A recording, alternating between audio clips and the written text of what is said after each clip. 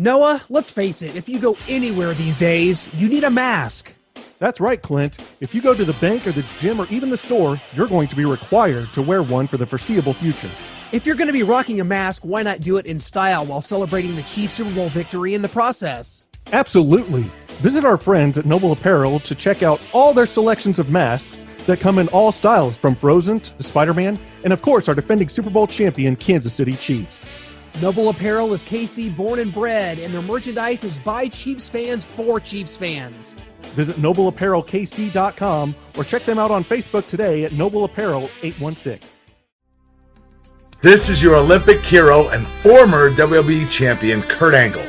And I just wanted to give a shout out to my guys, Clint and Noah. When it comes to covering sports, there is no one better. And believe me, that's true. It's damn true. Gentlemen, you are the top 1%. The elite. Best of the best. But to be the man, you gotta beat the man. And I'm saying, woo!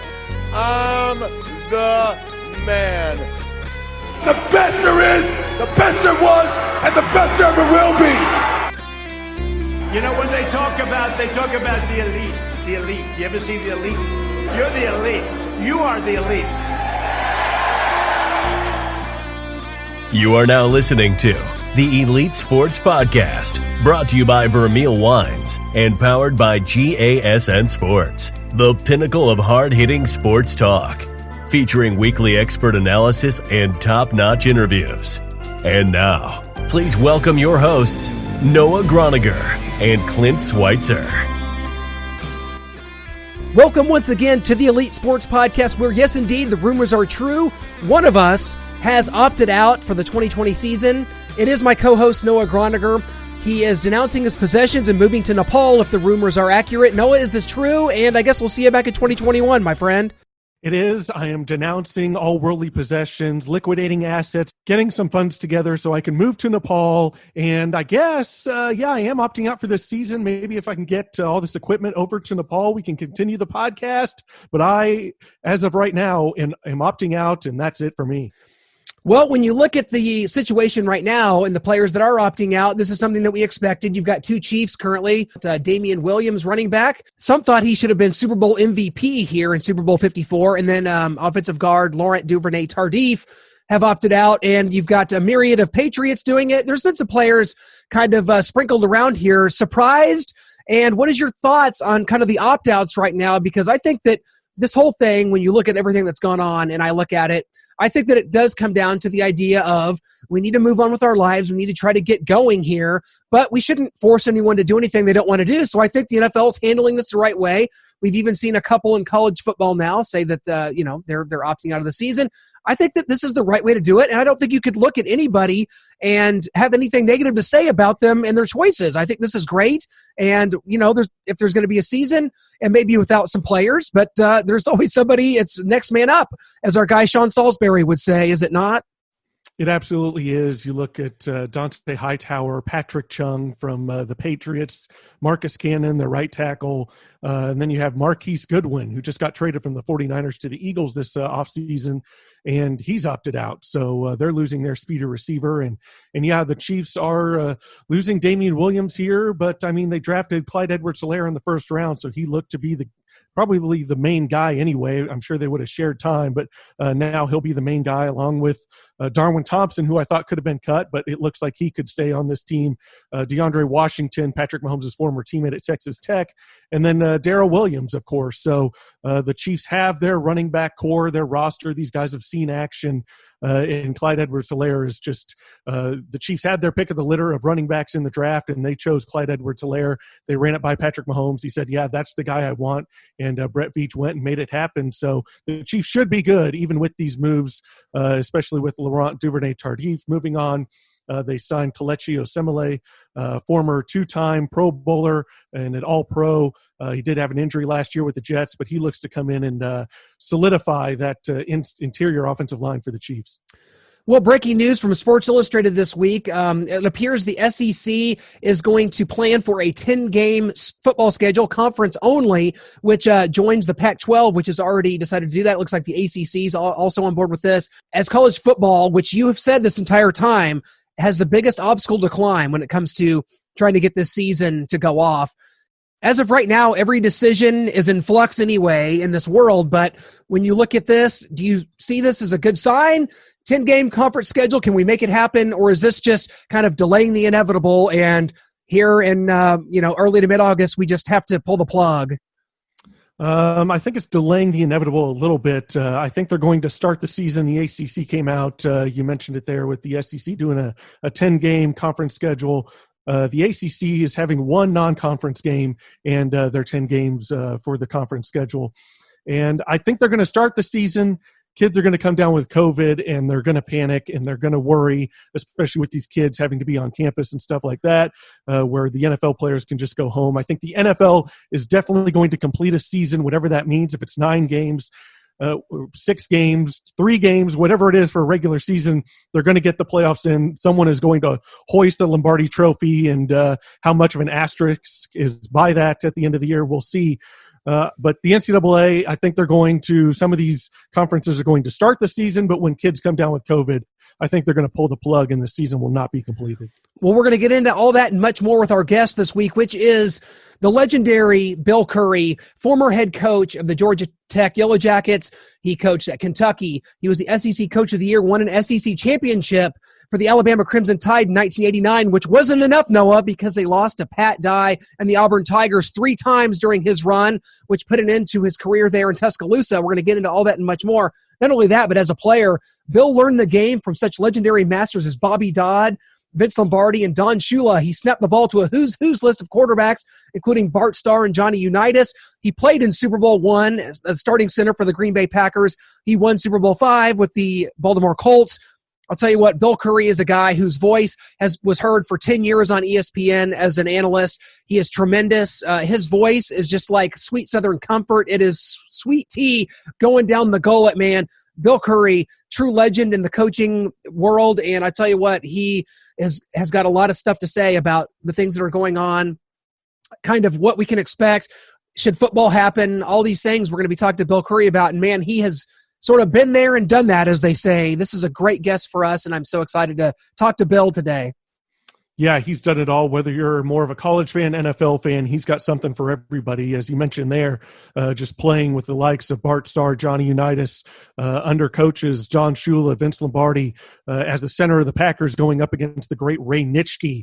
And I've seen him tell a story about going up against Nitschke and hitting him, and Nitschke just kind of broke his face mask and his nose, and he had to make a decision whether he wanted to get up and go again or maybe choose a new line of work. And he made the decision right then and there. He's going to get up and go after Nitschke again and again and again and earn their respect on the field, and that's what he did. So we've got a lot here to get into. We do. He coached 10 years in the SEC. He coached for 3 years at Alabama, like we mentioned, and then for 7 years at Kentucky, where he brought the Wildcats to their first bowl game in over 10 years back in the mid-'90s. So there's a lot of meat on the bone here with Bill Curry, who you've seen him on documentaries like Saturdays in the South. You remember him being an analyst on ESPN for 10 years, from I think 97 to 07, and he was his voice, his presentation, the way he describes the game has always painted such a magical picture for me of what this game's all about.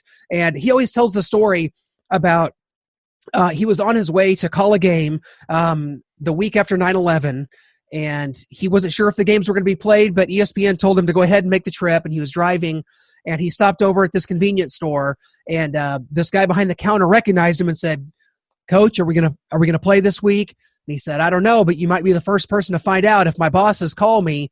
And they indeed did call him while he was in the convenience store and said, "Go home, we're not playing college football this Saturday." So he has a very special link to the game. I mean, he played for Bobby Dodd at Georgia Tech. He's a Georgia guy, went on to coach, of course, at Kentucky and Alabama, certainly, and then wound up his coaching career helping build that Georgia State program. So this is just a really good one for us. We've really been going down this road here of coaches of late. Of course, we've talked to former Georgia coach Jim Donnan. That podcast is going to be coming up here in the next couple weeks, guys. We've talked to Jackie Sherrill. This has been a really cool time. Of course, Dick Vermeil a few weeks back. I mean, going down the road with these coaches provides even a different perspective because we always pride ourselves on talking to former players and going back to their time and reliving their careers. But when you're talking to coaches, guys that have been in the trenches and coached some of these greats and really left their stamp on the game, it is truly an honor and a privilege, and it'll be no different than with Bill Curry. You guys are really going to enjoy this one. Well, you guys already know that I'm pretty much listening to podcasts or music constantly, which means I have to have a good pair of earbuds. So whether you're working from home or working on your fitness, you want what you're listening to be what you're listening to, not what your roommate, neighbor, significant other, or children are listening to. Everyone needs a great pair of wireless earbuds, but before you drop hundreds of dollars on a pair, check out wireless earbuds from Raycon. You already know Raycon earbuds start at about half the price of other premium wireless earbuds on the market, and that they sound just as amazing as other top audio brands you know. The newest model, the Everyday E25 earbuds, are their best one yet, with 6 hours of playtime, seamless Bluetooth pairing, more bass, and a more compact design that gives you a nice noise-isolating fit. Raycon's wireless earbuds are so comfortable, perfect for conference calls or binging podcasts. They have been an absolute game changer for me, especially in the gym. Unlike some of your other wireless options, Raycon earbuds are both stylish and discreet, with no dangling wires or stems to distract anyone during video calls. The company was co-founded by Ray J, and celebrities like Snoop Dogg, Melissa Etheridge, Brandy, J.R. Smith, Mike Tyson, and Rich the Kid are obsessed with Raycon.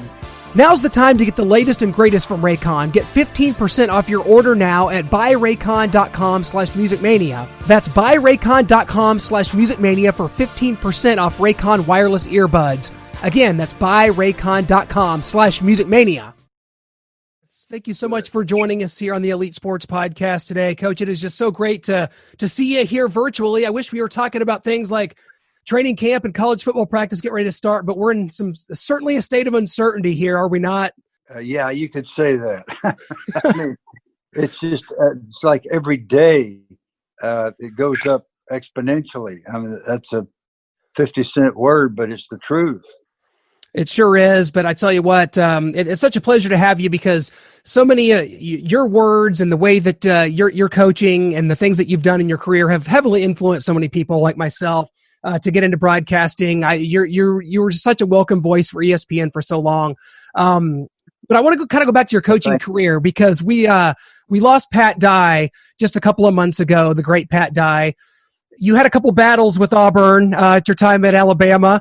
I can't remember. It doesn't really matter. You might have lost some of those, but Coach was amazing. Talk about Pat, what he was like, what it was like coaching against him, and kind of how he was as a person. Well, we lost all of them.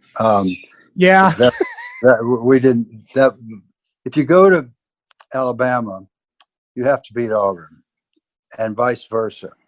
And in the 3 years we were there, we didn't accomplish that.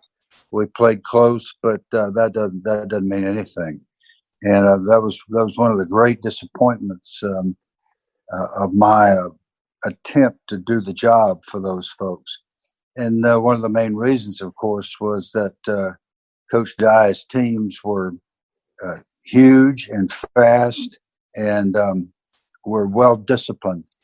The thing that made him and his approach to football especially difficult is that he could change offenses as he did while we were there. He changed from a triple option to throwing the football. I mean, the emphasis on throwing the football, and they were equally effective. And that's really hard to do. We see people try to do that today, and it's tough. It takes a year or two to change personnel and all that sort of thing. Well, it didn't take them long at all. So they were really formidable, physically tough outfits, and they just managed to beat us each time. Well, when I think back to your time at Alabama, you won the SEC Coach of the Year award in 1989. But I always go back to a quote from Nick Saban, which is, "Success is not a continuum, it's momentary. The rigors of competing in the SEC makes losing devastating, while winning is merely a relief." Would you agree with Coach Saban with that sentiment? I hadn't seen that, but it feels that way. It really does.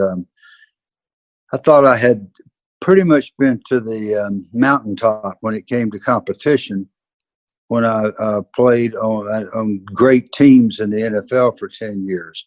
I played on pretty good teams at Georgia Tech under another great coach, Bobby Dodd. I played on great teams with Vince Lombardi and Don Shula at Green Bay and Baltimore. And I thought I understood those feelings that Nick talked about. But you don't understand that unless you play or coach football in the state of Alabama, because it is it's a kind of an obsession there that really doesn't exist anywhere else. And I'm not saying that's good or bad. It's really good if you're a member of the football team. You've got that kind of backing, and it's not so good if you're losing to Auburn. So I understand what Nick says, and I think it's probably true. Well, of course, you also go on to coach at Kentucky, and you guys make a bowl game for the first time in a decade while at Kentucky. Just kind of talk about the challenges of winning in Lexington, and kind of Mark Stoops, what he's done for the Kentucky Wildcats. Do you feel like he's kind of, not to limit what a program can do or be, that he's sort of kind of hit the ceiling of what can happen and what you can be at Kentucky? Well, I don't think he's hit the ceiling. I think he's going to continue to do well, and I think they'll just get better. I've always thought you could win in football at Kentucky. Obviously, I thought that I wouldn't have gone there. I think it's important, and it's a funny thing to say, but it's important to have the support of the basketball coach. And I don't know, I haven't ever talked to Mark about whether Calipari is actively backed him or not, but Rick Pitino was fantastic to us. And I mean, there were great players that we got to visit our football program only because they were going to get a chance to go to Rupp Arena and see our basketball team play. And Rick would bring them in the locker room. Everything that was legal to do, that's what we did. So I felt like we were given every opportunity there, and it's a good place. And I think, Mark, if you look at last year's team, had he been able to keep any quarterback healthy, they might have won a couple more. But when they lost all their quarterbacks, they put a wide receiver back there and kept right on finding ways to win. That kind of thing is the mark of really having a program that is clicking on all cylinders. And I told Mark this. I think he's got a special gift, and I think Kentucky's lucky to have him, and vice versa. Trust me, I got to see that firsthand covering Mizzou going down there, thinking Missouri should win this game, and then watching Lynn Bowen and as a receiver playing quarterback run all over Missouri, and it was a true testament to kind of what he's done. Coach, I mean, you coach in the SEC for 10 years. You've been a part of some great SEC features like Saturdays in the South. What is it? Coaching in the SEC, the slogan is "It just means more." We kind of talked about some of the comments Nick Saban's had about it. Just what did it mean to you being from Georgia, from the South, being able to coach 10 years in the SEC, and how difficult is it just in day-to-day preparation and recruiting down there, trying to stay a cut above? Well, when we went to Alabama, it was not a real popular choice, as everybody knows. And we had a wonderful guy that was our minister over here in Atlanta. He called our house, and Carolyn answered. My wife, Carolyn, answered the phone, and he said, "Well, my goodness, Carolyn, are you and Bill okay? I've read some really rough things. Are you sure you're okay?" And she said, "Oh, it's Bill Floyd was his name." She said, "Oh, it's fine. We're fine, Bill. You got to understand that over here, football is like a religion." He said, "Oh no, honey, it's a lot more important than that." And he was right. It's 365 days a year. If you stop at the filling station to fill up, you're going to talk about one thing. If you go from Tuscaloosa to Dothan, Alabama, to go to a ladies' cotillion club, you're going to talk about one thing. If you go to a Red Elephant Club, obviously you're going to talk about one thing. It's just, I was walking across the parking lot one day, and it was probably about this time of year, July, And in Tuscaloosa, July means 100 degrees. And I saw this beautiful older lady. And by older, I'm talking 80, 85 maybe. But she was dressed to the nines and had her faculties completely about her. She saw me. She shouted out my name and made a beeline, walked straight over to me. And I said, "Yes, ma'am, what can I do for you?" And she took my arms in her hands and looked me in the eye with tears in her eyes. We had won 9 games the year before. She said, "Do you think we can win this year?" I said, "Yes, ma'am. I promise you we'll do better." It's just a constant. It's a constant theme in life, the football program, and how it became that way. I'm not sure. I know Coach Bryant had a lot to do with it, but I think it might have been like that before Coach Bryant. You know, when Coach Bryant played there, maybe I don't know, but that's how it is, and you don't ever have to wonder if the right things are being emphasized until you try to get the guys to go to class. Sometimes that's a little bit of a challenge. Well, Coach, you played for 3 of the great coaches at any level, and Bobby Dodd, of course, and Vince Lombardi, and Don Shula with the Baltimore Colts. Whenever you got into coaching, and how much did you take kind of from these coaches and sort of formulating your own style? I mean, I think young people like me grow up and you see highlights of old Green Bay Packers teams, and you see, I'm from Kansas City. You talk about my dad watching the first Super Bowl, the World Championship game, and you think about, oh, these players must have had a complete bond with Coach Lombardi, which you didn't really have at the time. But looking back to the 3 coaches you played for, how much did they influence you kind of in the end? They all influenced us enormously, but I think it was more of influence for our ethical and our moral approach to life. And I did have my differences with Coach Lombardi, but we resolved them on his deathbed, which I really had no choice but to go and apologize to him about some things I had said because I was out of line, which was not uncommon for me, shooting my mouth off. But what we learned from those great men was what a team is. And we learned from those great men how a team is assembled and continued. And what comes from great teams having been together is more than a championship ring or a Super Bowl ring. It's a whole lot more.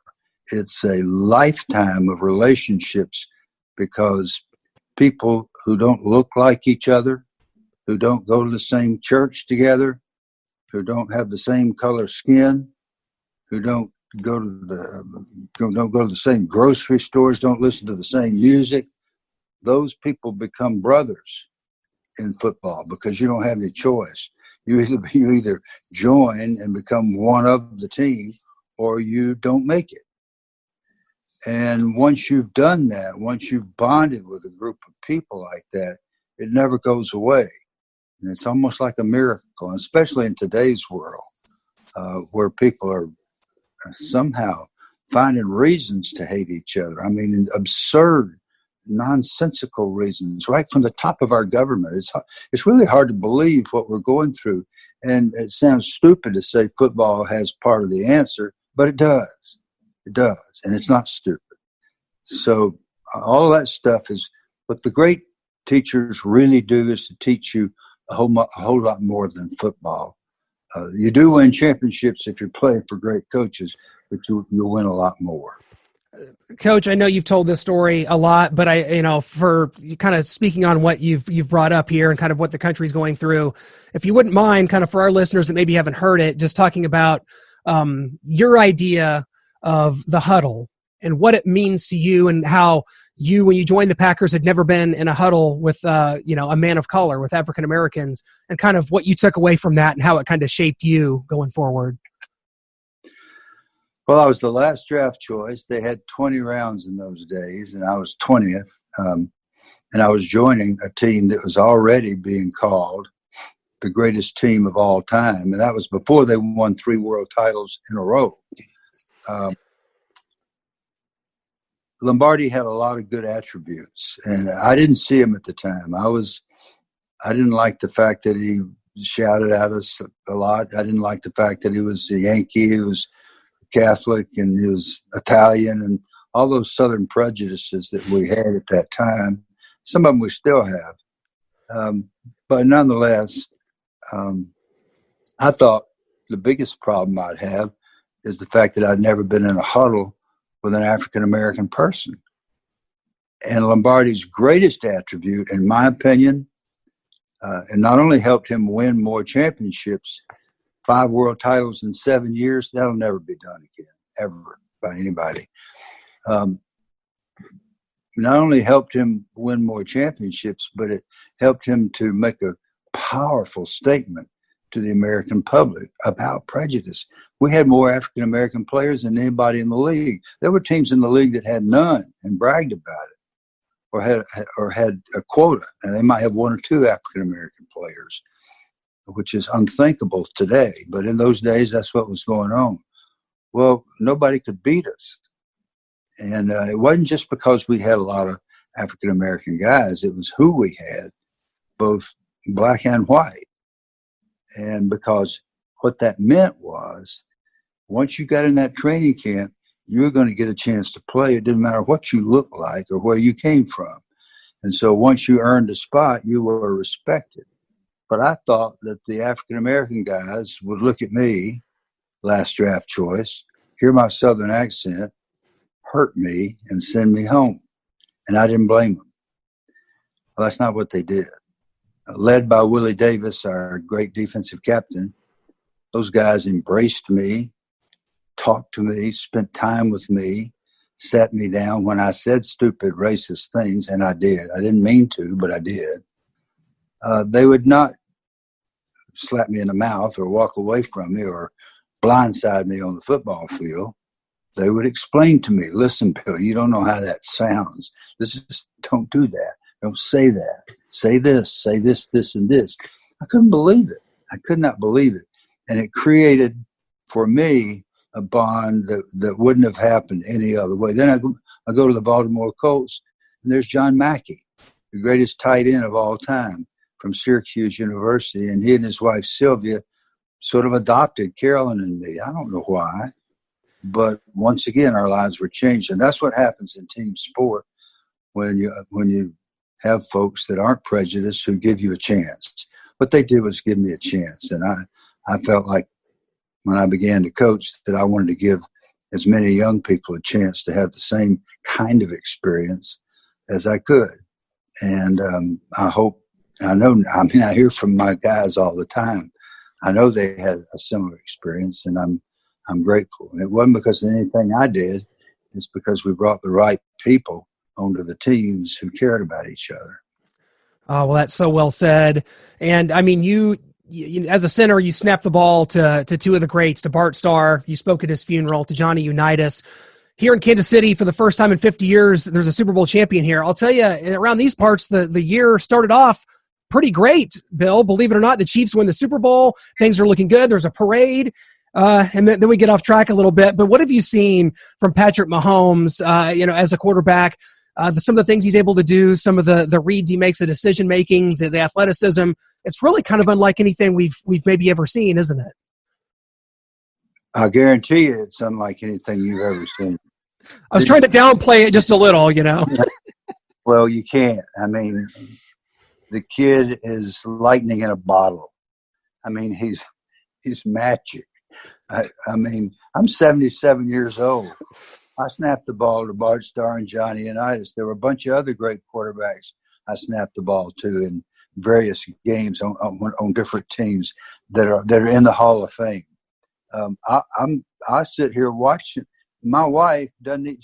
She's watched over 700 football games. We have a deal now. She never has to watch another game in her life if she doesn't want to. Okay. Ooh. She asked me, when's that Mahomes guy going to play again? I want to watch. She wants to watch. Everybody wants to watch when this kid plays. Why? Is it because they're going to probably win? They got a better chance? No, it's because he is magic. I mean, you can go to Broadway and see a great, great star. And I hadn't been enough to think of anybody in particular. I guess the guy that wrote Hamilton, that would qualify. But I mean, that's what you're looking at. You're looking at a once-in-a-lifetime talent. And he generates this enthusiasm with the team. He's unselfish. He gets the guys together over on the sideline. He does the things that you just really wouldn't expect from a real young quarterback. And then he does the thing which in America you have to do, which is to win the big one. You have to win it all. You'll never be regarded as real special unless you win it all. And that's not fair, and it's probably not the way it ought to be, but it certainly is in this country. Well, he just took up ownership in the Kansas City Royals here. He just bought a house about 10 minutes west of me here. I'm going to tell you there's a few more zeros in front of his mortgage than there is mine, Bill, but we're sure glad to have him here, and it's been a true great experience. I got to ask you about this because while you were at Kentucky, South Carolina and Arkansas joined the SEC. In 2012, Missouri and Texas A&M come on board. How do you feel about the SEC's ability to expand, especially 8 years ago, Missouri and A&M? Do they make, are they a good counter? Are they good for the SEC? Has this worked out well kind of for both sides, do you think? I don't know. I mean, it's the easiest thing in the world is for old coaches to sit out in wherever we sit around and pontificate about what ought to happen and what ought not to happen. As if we had some special knowledge. I kind of thought, and again, I'm a traditionalist and I'm a old stick in the mud in some ways. In other ways, I'm very progressive.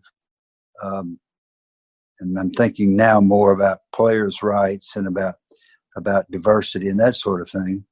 But when it comes to traditional rivalries and geographic things like Missouri versus Kansas, or Missouri versus Oklahoma, or Georgia Tech versus Georgia, and Georgia Tech used to be in the SEC. Mm-hmm. When I played, we were in the SEC. I just love the old geographic units, and that's what seemed right to me. And when those started breaking down, I felt a lot of discomfort. It seemed strange to see TCU in some league that stretches all the way to the East Coast. I mean, that doesn't seem logical. And then you start to look at the finances of travel and the distances that these kids have to travel. And ostensibly, they're supposed to be back in chemistry class the next morning at 8 o'clock. Well, sure. I mean, we all know where that goes. So I like the old alignments. And, I think it's been good for the league, probably economically, and because the TV revenue seems to mean so much. But I really liked the old geographic alignments because I think they generated more sort of genuine, how shall we say, I think the fans had more fun pulling for those local Clemson versus South Carolina, and now they're in different leagues, but you go across the country to play somebody in your league. Seems strange. Well, let me tell you this, as a Missourian, someone that now covers the Missouri Tigers, as much as we miss the rivalry with Kansas, I'll tell you, I'll take a trip down to Auburn, Alabama, or Tuscaloosa over those trips down to Stillwater or Ames, Iowa any day. So I think we're definitely doing good on that regard. I enjoy the road trips. Let's put it that way. Even though they're a little longer, they're a lot more fun. I didn't say it wasn't better for you. Exactly. It's great for you. And I mean, it's so fascinating to actually be there in those places you heard about when you were a kid or watching on television. Yeah, that's great. And from that standpoint, from the standpoint of the sheer magic of it, it's great for the players, the student athletes. But I'm just saying the mechanics and the economics of it, it just seems strange to an old person. And I'm probably completely off base with that. No, not at all. I completely understand. It is a little bit like being in high school and you're not you, but your friend gets to take the pretty girl to prom. It's kind of cool. There's some caveat, some gravitas that goes with it. I tell you what, Coach, before we let you go, I've got to ask you, as former president of the NFLPA, seeing kind of where things are right now, is we're a month away from kind of where the season needing to start, where so much uncertainty. How difficult is it right now what the NFLPA, the NFL, and what college presidents are having to go through right now just to try to get a season underway here? I mean, this just seems very concerning, and I just hope for the best. I'm just one of those people that a year without football would be a year that I wouldn't want to remember. Well, I feel the same way you do about football. I think it's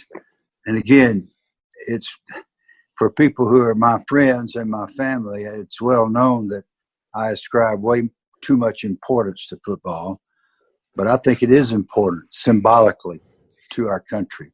I think it's very important, but it is not, here, listen to me now, it is not important enough to lose one life of a young person. So can we put our guys on the field? There's a certain danger just to running out there without a pandemic. And we all knew that when we did it, so fine. So we did it for a long time, and we take our lumps and we don't complain. But to go out there not knowing what's going to happen, would you send your child out there? And yeah, you can play basketball, you can play tennis, you can play golf. Our granddaughter's going to play on her softball team. I think that's fine.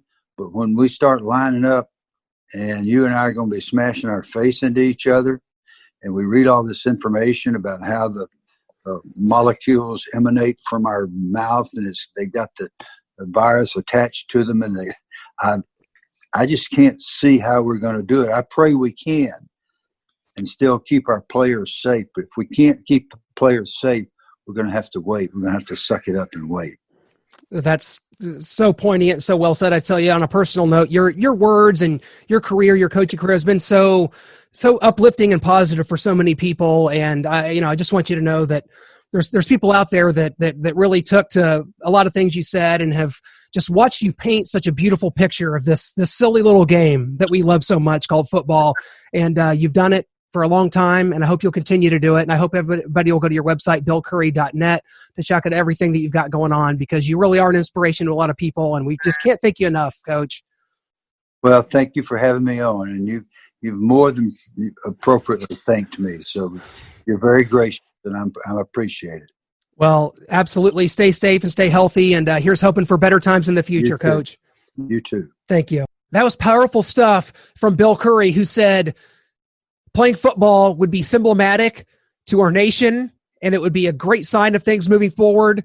But there's also the idea that we can't risk a life here. And I definitely understand that. Despite what you see in the numbers and what the risks are, you don't want to see anything bad come from this. And I think that's what their administrators are trying to work out right now. It's really hard. I mean, Bill Curry was the president of the NFLPA for a few years while he was a player, and just trying to coordinate all this, just like the NFLPA is trying to do now with the NFL and all the protocols and stuff like that. There's a lot out there, but we're just trying to do, I think everybody's just trying to do what's best. And I think that's what people have to remember during this. This is unprecedented. We're just trying to do what we think is best. But for a lot of these schools, playing football is what keeps these schools alive. And that's where there's a line here. Are we talking about seeing the end of athletic departments as we know it, as the college football model as we know it crumbling? It's a price to pay for no matter what decision is made here. So we're just trying to get to the bottom of it. Excellent stuff from Bill Curry, and always hearing those stories from my dad about Super Bowl I. He was in it. He played in the game, snapping the ball to Bart Starr, and he's just truly an inspirational person. Love his positive attitude and his spirit for the game. It's really unmatched. It really is, and you mentioned it there, just being able to go back and talk to these great coaches, and a couple more. We talked to Jim McNally, a great offensive line coach for over 40 years in the NFL, and Wade Phillips, longtime defensive coordinator, head coach in the NFL. But just to go to this, how he was part of, he was the NFLPA president for a few years during his career. Just what is going on with this league right now? Is it going to be able to happen? I know after the Marlins, had a bunch of players and coaches and managers come down with COVID. They talked about, the NFL, they had talked about a bubble. Is there any chance they could go back and do that? And it's The NFL came out and said, no, we talked about that. It's just too complicated, too many teams, too much travel, and too many players. The NBA can do it because they don't have as many players on a roster. In the NFL, there's just too much back and forth, and it'd be like over 4 months that these players would be isolated away from their families and everything in a bubble, if that could even work. So it's definitely interesting. We want everyone to stay safe, but we need sports back. We need that as a society, like Bill said. So it's going to be interesting to see if they can pull this off. Guys, there's going to be news breaking all the time. Be sure to head over to our website, gasnsports.com. That's where you get all the late breaking news. It's where all of our podcasts are archived, our interviews, everything that we do is over there at our website, gasnsports.com. Hope that you will subscribe to this podcast on Apple Podcasts, Google Play, Stitcher, or Spotify. Leave us a star review and let us know what you think of the show. It's what keeps us going, guys. We have a lot of interviews that are already in the can that we're going to be unveiling over the next few weeks. And it's a good thing because, Noah, we're going to be out on the road next week traveling to Knoxville, Tennessee for a very special trip for us as part of our film, Saturday Supremacy, which we're in post-production on. It is a film about SEC football and the culture, and we are still getting some interviews for that. We're heading to Knoxville. Why don't you tell our great audience what we're going to be up to heading to Knoxville? We have some really good interviews planned, and it's going to be tremendous, some of which we may just release here on the podcast before these ever make it to the film if our fans are lucky, right? Absolutely, and we've got some great interviews that we're going to get there for the film. Former Tennessee quarterback Sterl the Pearl Hinton, former Tennessee secondary coach and player back in the day, Terry Fair. He played in the NFL with the Lions and the Rams. And actor Silk Cozart, who is born and raised in Knoxville. He still lives there today. You know him from the film White Men Can't Jump. And, of course, the big one, the big kahuna that we're going to be going there for is the mayor of Knox County, Glenn Jacobs. You may know him better as Kane from WWE. The Big Red Machine? You mean one half of the Brothers of Destruction with The Undertaker? The Undertaker's brother, Kane? Indeed, it is happening. And we lived in Knox County for about 2 months while we were filming the first part of the documentary back in 2018. And so I remember being so proud when we heard that Glenn Jacobs had won as it became the mayor there of Knox County. And we sort of took pride in that. Like, hey, we lived there for a couple months. He's our mayor too, and I think it's going to be tremendous meeting with him and just talking to him about kind of what Tennessee football and SEC football mean kind of on the political side as to the town of Knoxville, which is one of the best towns, college towns in America. We had the privilege of living there, like I said, for a couple months. This is going to be a great trip going down there. And that's what we've been doing this summer. We've been on the road. We've been so fortunate to get some really good interviews. We went down to Arkansas for Peyton Hillis. We went down to Louisiana for Tim Brando. And now we're going to Tennessee and we're going to clean it up here. So stay tuned next week. We're going to still have a show for you despite traveling on the road. So stay tuned for that. We're going to have 2 former Mississippi State Bulldogs and 2 former NFL stars as well in former wide receiver Eric Moulds and cornerback Walt Harris. Both played for the Mississippi State Bulldogs, and both will be joining us next week to talk about their careers in Starkville and in the NFL, respectively. Noah, maybe I could talk you into opting out. Let's go get this trip done, and we'll see where we're at, and maybe we can get you back on board, man. We're going to do this thing. We're going to do it right, as we always do here on the Elite Sports Podcast. Bring a spectacular piece of Napa Valley right to your doorstep today with Vermeil Wines. Former legendary Chiefs and NFL coach Dick Vermeil started Vermeil Wines back in 1999, but his undying devotion to bringing a taste of Napa Valley to the masses actually goes back generations. Well, it started as a hobby of making 150 to 200 cases of Cabernet, Jean-Louis Vermeil Cabernet, my dad's name and my great-grandfather's name. Vermeil wines are grown in Coach Vermeil's hometown of Calistoga, California, at the top of Napa Valley, where the vineyards are over 100 years old. Browse all the signature wine options or become an official member today at vermeilwines.com. Choose from 3, 6, or 12 bottles and enjoy a 15% savings with shipments each February, May, and September. You'll also get access to exclusive offerings and events such as virtual wine tastings with Coach Vermeil himself, as well as member-only wines.